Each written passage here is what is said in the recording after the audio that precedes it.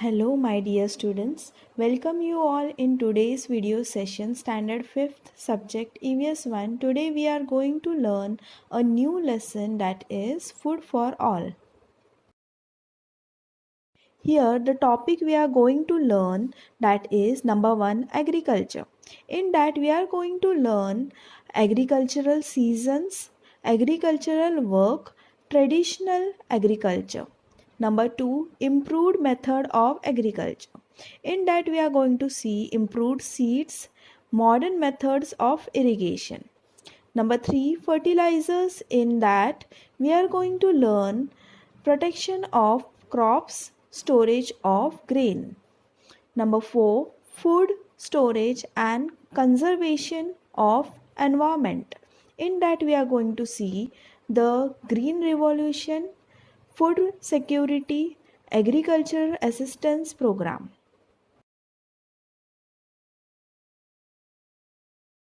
Agriculture is a practice of farming including cultivation of the soil for the growing of crops and the rearing of animals to provide food, wool and other products. Now agricultural season. We get food from plants. For that purpose we sow grains in field and plant fruit trees in orchard. Orchard means a piece of enclosed land planted with fruit trees. About 60% of the land of our country is in use for agriculture. So, there are two main agricultural seasons in our country. The season from June to October is called the Kharif season, and in this season the crops are watered mainly by the rain. It means it use rainwater for farming. And next one is Rabi season. The season from October to March is called the Rabi season. In this season, rainwater that has been soaked into the soil, the retreating monsoons and dew are the sources of water for the crops. That means in this season there is a use of soaked water and dew for farming.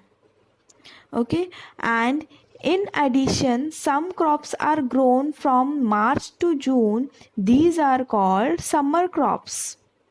Now what all crops are grown in northern states in Kharif season? We can see here that is rice, cotton, maize, bajra, jowar, tur.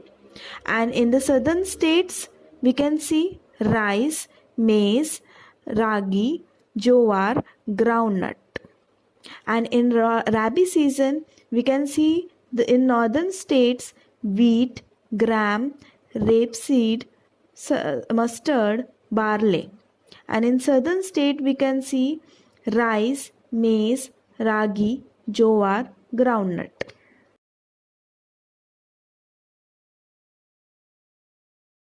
India largely depends on the agricultural sector. So, what a farmer wishes every day? Every farmer wishes to get a good harvest. Besides, agriculture is not just a mean of livelihood but a way of living life in India because a good harvest provides a good income. Fertile land, good quality seeds, and fertilizers and availability of water are extremely important for good harvest. Students, earlier we used to depend completely on monsoon for the cultivation of food grains, but now we have constructed dams, canals, tube wells and pump sets. Also we now have a better variety of fertilizers, pesticides and seeds which help use to grow more food in comparison to what we produced during old times. It is also necessary to carry out the task of tilling the land, that means to work by plowing, sowing and raising the crop to cultivate. The crop in the field must be protected and the harvested crop must also be stored safely. All of these processes are important. The population of our country is increasing and still the needs of all the people are being met. So this has been possible because of modern improved method of agriculture.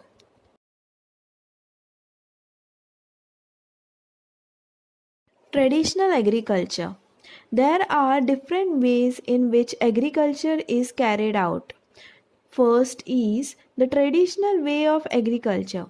In the traditional method of agriculture, plowing, tilling, etc., were done with the help of oxen. A mott, a huge leather bag driven with the help of oxen, was used to draw water from the well. Then, harvesting, threshing, etc., was done by the members of the farmer's family themselves with the help of oxen. However, farmers now carry out all these tasks with the help of machines. That is, so nowadays improved machineries and techniques are used for agriculture work.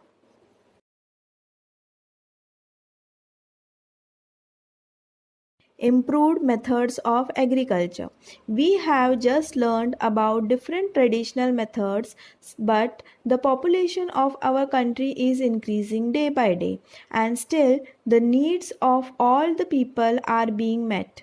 So, this has been possible because of modern improved methods of agriculture.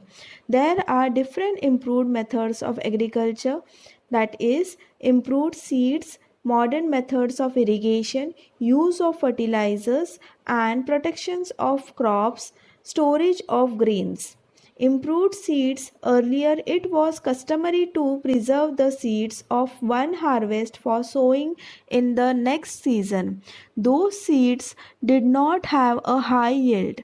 Nowadays, improved seeds are developed through research. They are available in the market for every crop such as jowar, rice, groundnut, wheat, etc. These have a higher yield. They can resist pest attacks. Are ready for harvest in a shorter period of time and give high yield even with low irrigation, means with low water supply.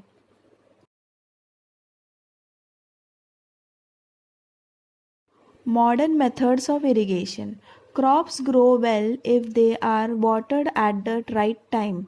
Water from rivers, lakes, and wells is used for irrigation in addition to rainwater. Greater quantities of water are stored by building dams and bunds on rivers to abstract the flow of water downstream. This also helps to raise the level of groundwater. Crops were traditionally watered through canals. However, much water from the canals is lost due to evaporation and seepage into the ground. Now, certain improved methods of irrigation are used which provide enough water to the plants and at the same time help to save a lot of water. Drip irrigation and sprinkle irrigation are two of this modern method. The drip irrigation method makes use of pipes with holes. This ensures that the required amount of water drips only near the plants. Thus, full use is made of the available water. Drip irrigation. This method of irrigation is gaining popularity in areas with a scarcity of water. Narrow pipes with small holes are laid on the fields. When water flows through the pipes, it drips at the place of the roots of the plants. The roots absorb the water and supply it to the plants. So, no water is wasted in this method. It saves a lot of water which can be utilized for irrigating more areas. Sprinkle irrigation. It makes use of sprinklers of different size that spray water directly on plants. So, water is provided to the fields by spraying water droplets. Similar to rain, through pipes, loss of water is avoided in the sprinkler system. Problems of waterlogging is not present in this system. The balance of groundwater is also maintained. Sprinkler irrigation is required in areas where a change in temperature of earth environment and humidity is seen.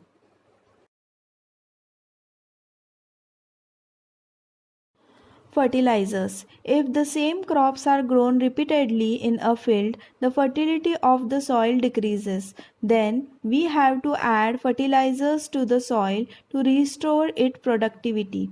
Fertilizers provide the requirement nutritive substances to the crop. There are two kinds of fertilizers, natural and chemical. It also means organic fertilizers and artificial fertilizers. Natural fertilizers. Natural fertilizers are called manures. They are obtained from materials available in nature like green waste and animal dung. Manure comes from cow, sheep, poultry, and horses. Manure is known as a complete fertilizer. It has a lot of organic matter, but it is low in nutrients. The major benefit of organic fertilizers is that they work slowly. They need to be broken down by soil organism in order for their nutrients to be released, and that takes time. Because they work slowly, nothing is wasted.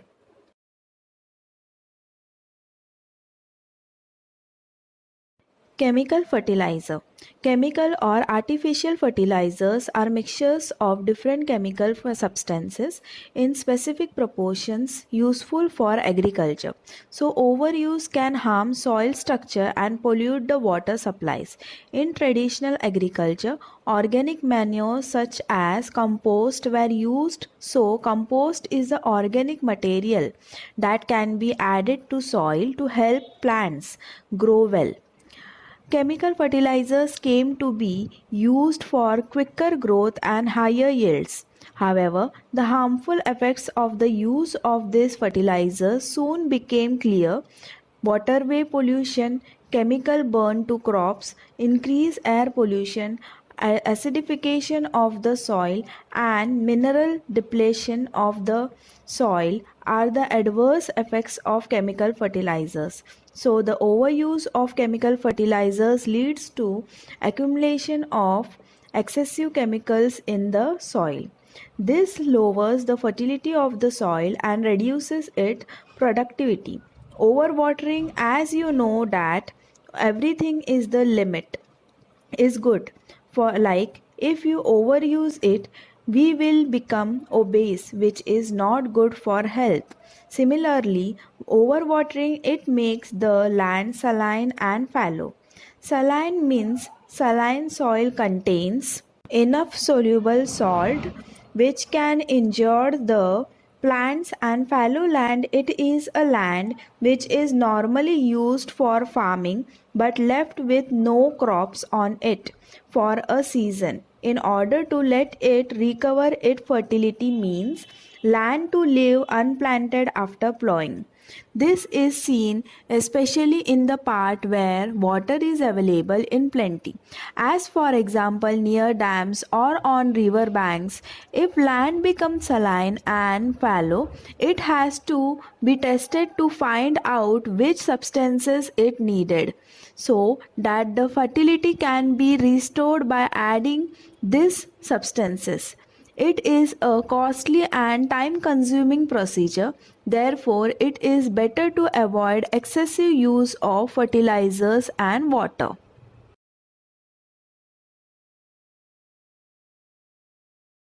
Protection of crops. We all know that farmers work hard to cultivate the crops, and to keep their crops safely is also very important task of a farmer, because diseases and pest attacks can damage crops in the field. It means to reduce the pest and disease attacks, the crops are sprayed with insecticides and pesticides. So, as a remedy, insecticides and pesticides are sprayed on crops, or certain chemicals are rubbed on the seeds before sowing, and proper amount of fertilizers are used to enhance the growth of the crops.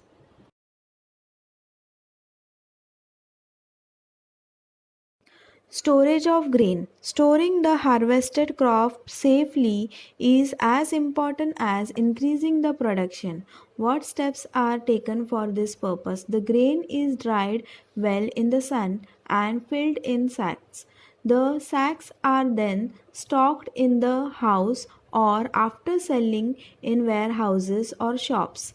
Stored grains can get damaged in two ways.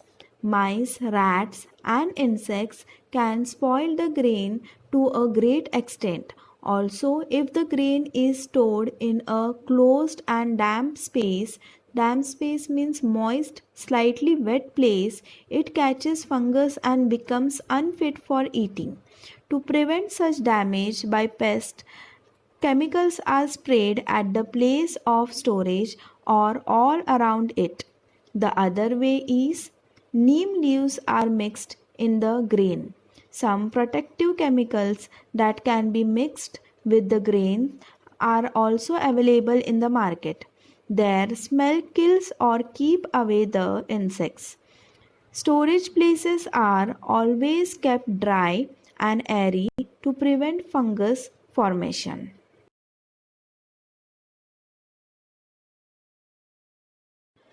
Food storage and conservation of environment. Like humans, other living things also store food. Each of them have a different way of doing it. Insects like ants store food. Bees collect nectar from flowers and store it in a honeycomb in the form of honey. Then, squirrels also store seeds because these animals store food it is available to them. We can see a corn woodpecker create granary trees by drilling storage holes into the trunk in autumn. Animals usually catchy to prepare for future scarcity. They also do so to save food for a day or two or even to let fruits ripen.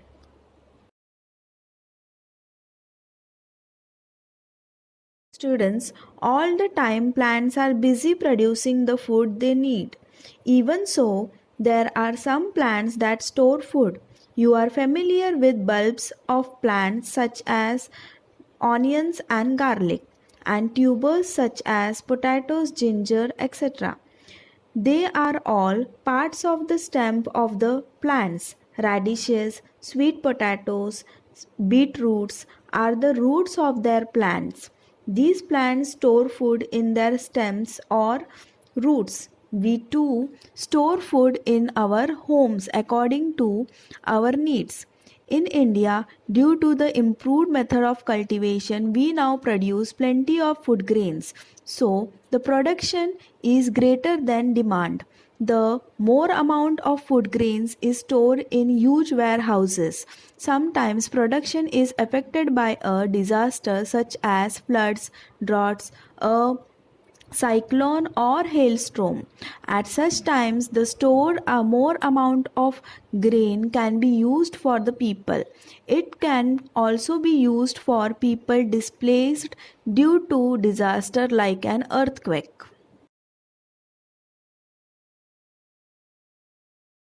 The Green Revolution. Today, our country is self reliant as far as production of food grains is concerned. We are also able to export the production and supply of more amount of grain. The tremendous increase in food grain production in our country was achieved during the Green Revolution. It was brought about by the joint efforts of scientists, people working for the spread of science, and farmers. The credit for the research that led to improvement in the seeds of wheat and rice that resulted in the Green Revolution in India goes to Dr. M. S. Swaminathan. He has been called the father of Green Revolution in India for his role in introducing and further developing high yielding varieties of wheat in India. He is the founder of the M.S. Swaminathan Research.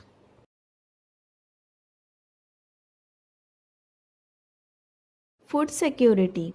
As we all know, food is a basic need without which we cannot survive. Everyone should get food. Many countries have made laws to ensure that every person gets sufficient food according to their need.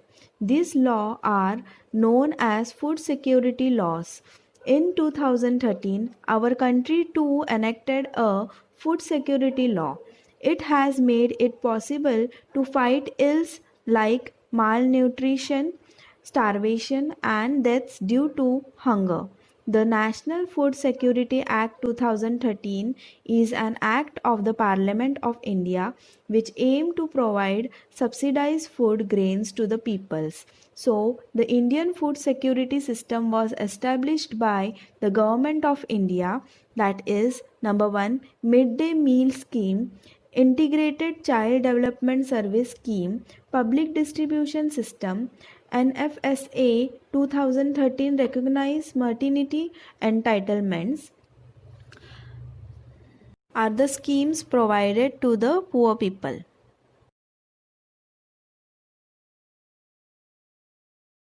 Agricultural Assistance Program. Nowadays, Government of India is giving more priority for the welfare of farmers. In this regard, it is implementing several farmers the Agricultural Assistance Program. It is very helpful for the farmers. Through this program, farmers are given proper information and guidance about the latest technology, irrigation facilities, improved seeds, use of fertilizers and pesticides, etc. They can also get weather forecast and other agriculture related information from these assistance centers. In addition, agriculture school have also been started for farmers. Members of a farmer's family can learn about new technology at these schools. Agricultural Produce Marketing Committee holds exhibition too for farmers. The agriculture department of the government, agriculture universities, television, newspapers and various periodicals work for the spread of modern methods of agriculture. Now it is possible for all farmers to use this modern method to increase production. The whole country benefit from these efforts. Students, do you know organic farming? Farming that relies on natural organic materials is called organic farming. It is a form of traditional agriculture. In this method, the nutritive substances in the soil are observed. The organic pesticides used in this method have no harmful effects on those who eat the produce. The grain grown by this method is nutritious and also good to the taste. That is why farmers have begun to make a choice for organic farming methods. Organic farming involves use of manure obtained from plants and animals. This manure consists of fish and bone meal. Animal excreta means animal dung as well as decomposed remains of plants and animals. Always remember, crops should be watered only as much as necessary. Care should be taken when using chemical fertilizers and pesticides. Their overuse should also be avoided. Students, what we have learned today? Today we learned that there are two main agricultural seasons, the Kharif and the Rabi season. Using improved methods of farming leads to an increase in production. Farmers can get information about modern agriculture technology through agricultural assistance programs. So students, thank you for watching. Keep learning and have a nice day.